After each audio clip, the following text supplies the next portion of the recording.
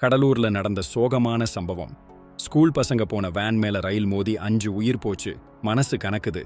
கடலூர் பக்கத்துல இருக்க செம்மங்குப்பம் பகுதியில ஒரு ஆள் இல்லாத ரயில்வே கேட்டை கடக்க ஒரு பிரைவேட் ஸ்கூல் வேன் முயற்சிச்சிருக்கு.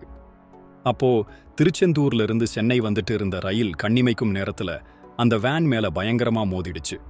இந்த விபத்துல 5 சின்னஞ்சிறு மாணவர்களோட உயிர் பறிபோயிருச்சுன்னு முதல்ல வந்த தகவல்கள் சொல்லுது. 15க்கும் மேற்பட்ட மாணவர்கள் காயமடைஞ்சு மருத்துவமனையில சிகிச்சை பெற்றுட்டு வர்றாங்க. நினைச்சு பார்க்கவே நெஞ்சு கலங்குது. நம்ம ஊர்ல இப்படி ஒரு துயரச் சம்பவம் நடந்திருக்கிறது.